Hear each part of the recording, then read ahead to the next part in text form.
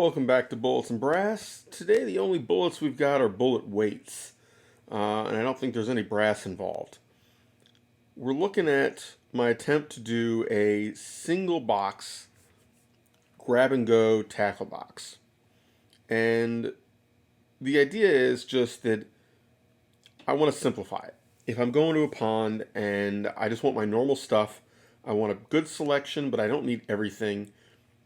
Can I get away with literally grabbing one box, some fishing pliers, and a pair of snips? A pair of little scissors.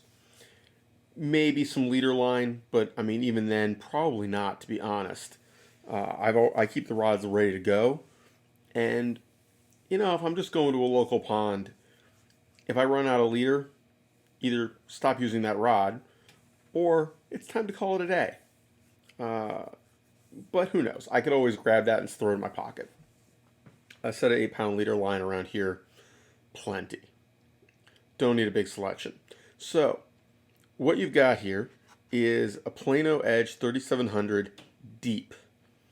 Now that's the key, because you've got a lot of pockets here that hold a variety. It's not one item in a pocket. It's 5 or 6 things in a pocket. Now, we're going to run through, but the idea here is, remember, I'm carrying my defaults. I'm carrying the stuff that I'm going to grab the most often, or my most likely alternates, my most likely things that I'm like, hey, the normal isn't working, what can I try? So, we're going to start up here.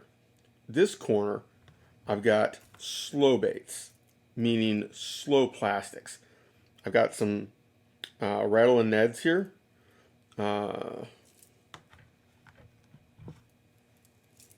Few colors, dark, lighter. And then I've got 2 different explode toads.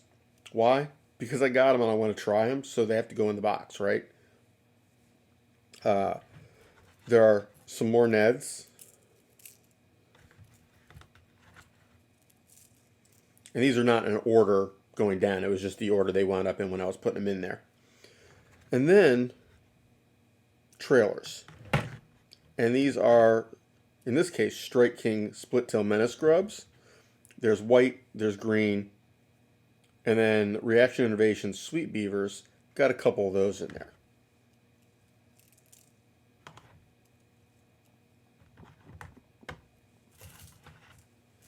Now, I called it the slow one. It's not really true, but it's kind of how I think about that spot for now. Keep in mind, I just set this up. We're going to see how it goes in a few months when it actually warms up enough to go fishing again. I'm sure I will change what's in here a couple times over the next few months. But that's the idea for this spot. Over here, these are my banditos and my craws. I've got a few different colors. I've got underneath at the bottom are these small ones. I've also got some trench hugs in there. I use a lot of the regular black and blue bandito, and I use a lot of the black and blue craw.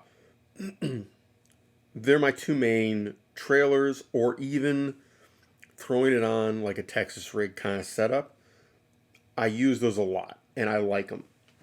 I am always looking for alternatives. I am just basically using up what I've got and looking at options. I have a couple other brands on the way of similar products, and I'm going to throw them in. We'll try them out. We'll see what I like best. I've got a lot of Guggen stuff. It's because I'm trying it out. I recently got into bass fishing. I was not a bass fisherman until last year, and I basically said, okay, let me try a couple product lines rather than spreading it out everywhere. So I've got a lot of Guggen. I've got a fair bit of Strike King. My jigs are only a couple different brands. I'm trying depth, not breadth so far. So that's what's in here. Over here, we've got Saucy Swimmers, just regular swim trailers. There's actually Kitex in there as well. If I could get the Kitex more easily, I'd probably use more of them. I like them. They're just tough to find for me. If I don't order from Tackle Warehouse, they seem to be tough to get. I don't need black and blue. I've got mostly lighter colors, but there's also some full like dark green pumpkin kind of stuff if I'm using them purely as a trailer and need something dark.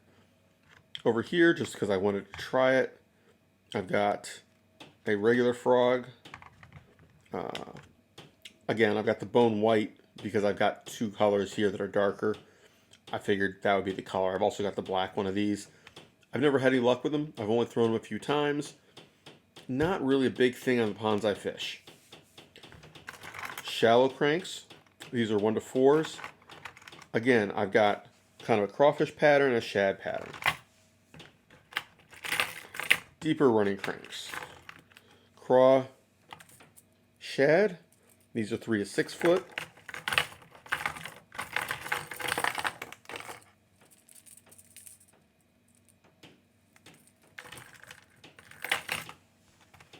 And then I've got the jerkbait and other longer baits bin. Now this is why I wanted the deep one, because I can get a lot of plastics in, I can get a lot of stuff in by combining spots. So, popper, just because you gotta have some top water, right? A Buka baby one. I have not tried this, I just got it recently. And I am curious to see how it works. And then a variety of jerk baits. I've got some Rapalas in here. I've got some Googans in here. I have a full-size Googan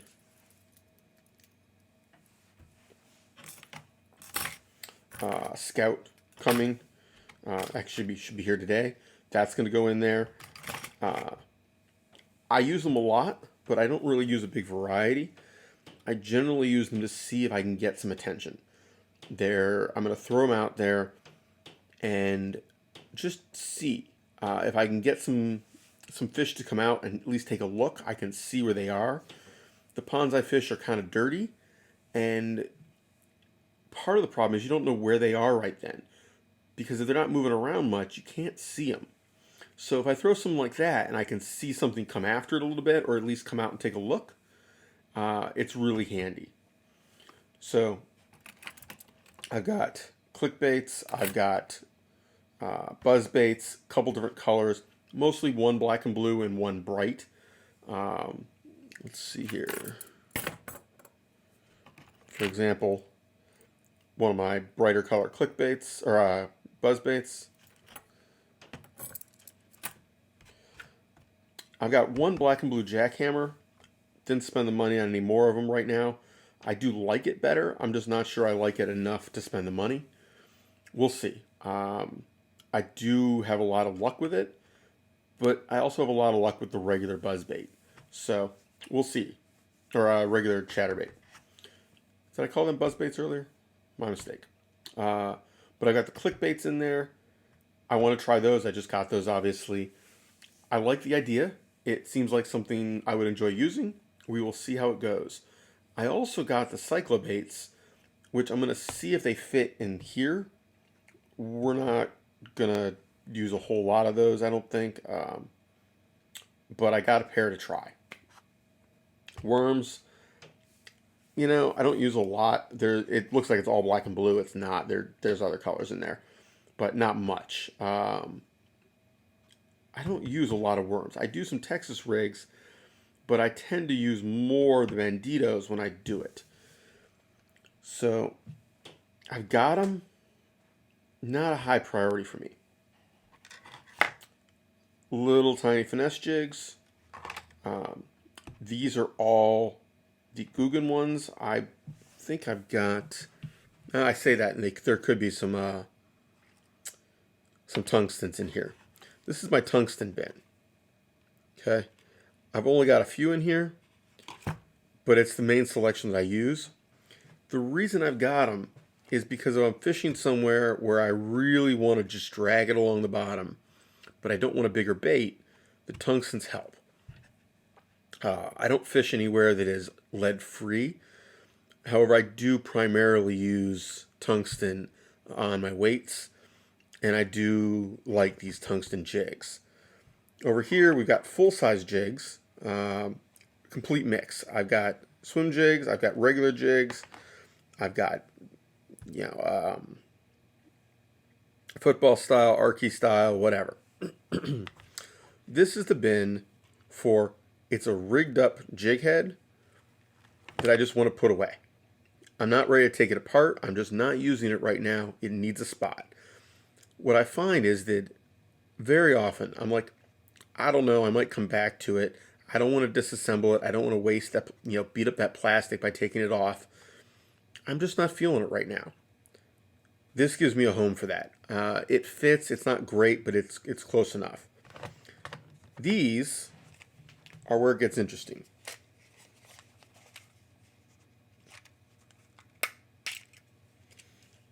Hooks and jig heads. Small selection. There's only a few of each type. I've got everything from Neds to big EWGs. And then this one is the other half of the equation. Weights, a couple different types, and pegs. So if I want to rig up a Texas rig, I've got it. If I want to rig up a Ned rig, I've got it. If I want to rig up, I don't have anything actually in here right now for wackies. I don't do a lot of wacky, but I could put it in there. I do have the nail weights in here because occasionally I'll do something where it's a weightless rig, and it's not really a wacky rig. I'll do it as a weedless, but then I'll throw a weight in either the head or the tail, depending on how I'm rigging it. I'll throw a little bit of a nail weight in there just to help it get down to the fish. So that is it.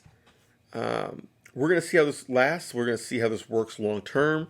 Right now, this is what it's looking like. And you can kind of get a feel for what I use. This is mostly, and I repeat, it's mostly Guggen stuff just because that's what I'm working with right now. I do like a lot of their products. I don't think they're necessarily any better or worse than anything else. I have really enjoyed a lot of the Strike King stuff I tried.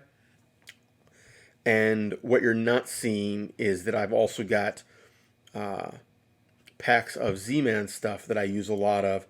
I obviously just can't put it in here. But what I've done is I've consolidated my Ned Rig plastics for Z-Man into one pouch, and then all of my craws and other stuff like that into another pouch. And I would just toss those into a cargo pocket along with that hypothetical spool of leader line and the tools. So that is it. Let me know what you think, thoughts, anything major I'm missing. I know I don't have any spinner baits in here. I'm going to see if they kind of fit in here, but I don't use a lot of them, and my luck has been lousy with them over the years. I'm probably doing something wrong, but it could also be just where I fish. So we will see. Take care, all. Have fun, stay safe, keep shooting, and keep fishing. I figure there's enough overlap in the audience that a little fishing content doesn't go amiss. This spring, I may throw the GoPro on, and if we get anything exciting, maybe I'll put it up on a video.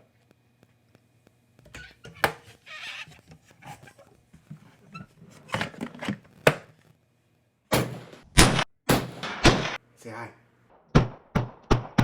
Oof. Oof. Oof.